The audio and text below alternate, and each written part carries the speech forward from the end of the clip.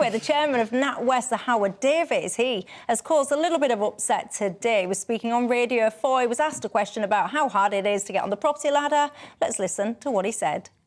I don't think it's that difficult at the moment, but... To buy a house in this country? Well, are we living in the same country, or are you reporting from overseas? You have to save, and that's the way it always used to be. Well, there you go. I mean, he has rode back on that a little bit, I have to say. But what do you make of his comments today, Matt? Yeah, I mean, I write a lot about out-of-touch elites in politics and business. And there's sort of every week goes by, they say something more idiotic. And this was another example of that. If you look at house prices over the last 20 years, they've gone up considerably. Wages have also gone up, but much more slowly. And so the amount of money that people need to put down for houses has also risen. I'd be interested to see what my students at the University of Kent would make of these comments, because unless you've got a rich mum and dad, you're basically needing to get somewhere between £60,000 and £110,000, £120,000 if you live in London, just to get onto the housing ladder. So the idea that this is like it always was, or this is as easy as it always was, I think is for the birds. And, you know, the reality, Michelle, we're going to come back and talk about this, I know, is that many of those kids are also getting pushed out of the market by this excessive demand for housing, both for rental and to buy a home from migration. To give you one stat, I'll give the viewers one stat to think about. Last year, we built 180,000 homes in this country. If you look at the latest reports, we need to be building about 550,000 homes every year just to keep up with migration. Well, miles off. What do you make of it, Paul Embry? Well, what a crass thing for him to have said. I mean, the guy is clearly in denial. There are thousands of families, hundreds of thousands of families in this country who are struggling, young people struggling to get on the housing ladder, families living in substandard accommodation, families paying extortionate rents. And the chief executive or whatever it is of NatWest makes a comment like this. And I agree with Matt. I think it shows how out of touch some of the elites are when they don't understand the real stresses and strains that are afflicting everyday people in this country. And the truth is, it's a national scandal. We have got a chronic housing shortage in this country. We do not build anything like the number of council homes we used to. If I could have my way, we would have a massive social housing programme in this country. The post-war Labour government in 1945, when this country was on its knees, built 1 million council homes in one parliamentary term. Would you keep those council homes for British people? Would you give preference to British people? Because that is not happening at the moment. No, and I understand that, and I think there's an argument, and this debate took place in Barking and Dagenham, where I grew up, where people were struggling to get on the housing ladder at the turn of the century, and there were lots of newcomers, and people perceived that they were getting in first. So I think there's an argument to say, look, there's what you might call a loyalty bonus to the area or something, where, you know, you get preferential treatment. But I wouldn't want to be sidetracked about that, Matt. For me, that isn't the biggest issue. The biggest issue for me is why is it that we don't build council homes anymore? Why is it when we've got such a housing crisis in this country and we've got the skills to be able to do it, we've got the materials, we've got the builders, and yet we don't build the houses that we need? Well, I just think people have taken their eye off the ball. I think we've completely withdrawn from the idea that the state can do anything. I think that there's been an ideology in the last 30 years in this country that says government is no better than a necessary evil. Everything needs to be outsourced. Everything needs to be privatised. You know, if you've got a problem, you know, you privatise the railways, for example. That will deal with any problems you've got on the railways. If you've got a housing problem, I'll just allow all the private developers to build houses. And I think that ideology where, you know, rolling back the frontiers of the state's no good for anything, the government's no good for anything, has led, I think, to the kind of undeveloping country that we've turned into. And I think that the chronic lack of housing is a big part of that, and one of the big reasons for it is exactly what I'm saying. We don't just need to build more housing, though, do we? We need to build more housing.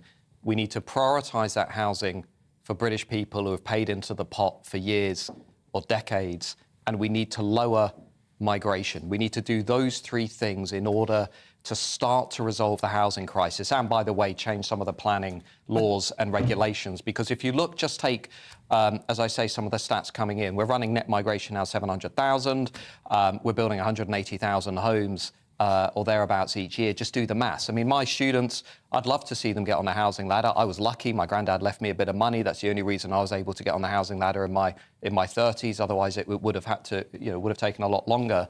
But today, anybody out there who's tried to rent an apartment recently knows this. Anybody out there who's tried to buy a home recently knows this. You're turning up with 20, 25 other people, often people that, to be blunt, weren't born in Britain and are not from Britain. But those people still need to be housed, though, Matt. Yeah, those people still need to be housed. They need to be housed, but fundamentally, Paul, British people need to be housed first. Right, that is fundamentally what needs to happen. Right, let's address that, Stat, because last time you was on with me anyway, we had this conversation. I'm good to see I'm so memorable. I like that. But we had this conversation about people that was in social housing and the demographics of them and all the rest of it. It all went viral on social media, didn't it? So what was the point that you was making? Do you remember? Yeah, I remember crystal clear. Most people don't know this. So if you look at social housing in London, not across the country, about 48%, close to half of all social housing in London, goes to households that are headed by somebody who was not born in Britain. Personally, I don't think that's a sustainable situation. I don't think it's the right situation. I think we need to revert to a model of social housing that gives clear preference to people who have been in the country for a long period of time, who have paid into the collective pot. And we need to, I think, stand back and think about this housing crisis in terms of where population growth is going. Give you one stat, right? If we keep doing what we're doing in this country, by about 2045, which really isn't that far away, we're going to have about 10 cities the size of Birmingham. That's what we're going to need in terms of population growth if we keep doing what we're going to do. So the housing crisis that we currently are talking about is really nothing compared to where we're going to be going in the years ahead unless we dramatically change the direction of travel. I think the danger is that we just say, OK, we house British people, and of course no one would disagree with that. But we then just say... Well, lots of people do on the left.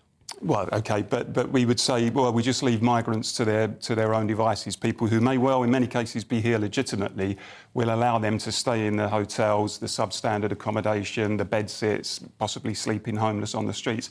I think what we have to do is start from the point of view of saying, look, we've got a national housing crisis, and what we need to do is devise a plan where everybody can be housed in a decent, sanitary house or flat, whatever it may be.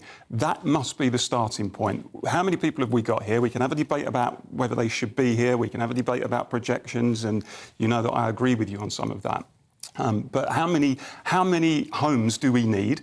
And let's have a plan led by the state to intervene and to make sure that those homes are built as quickly as possible to make sure that... And of course, what that will help do is to bring down... Because, of course, the lack of a supplier is just fuelling... Can I ask you about a basic question? Is it the responsibility of a state to provide homes?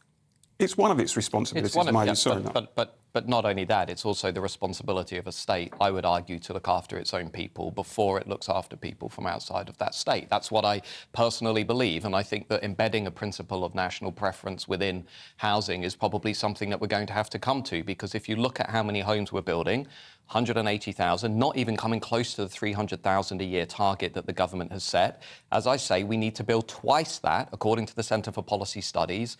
Actually, it says it's about 520,000, 530,000 homes a year, just to keep up with demand from migration. Before you get to my students at university, before you get to struggling British families. So somebody needs to basically be real with the British people, with the country, and say this is where we're heading if we don't change track. And we need to change track very quickly if we're going to avoid disaster.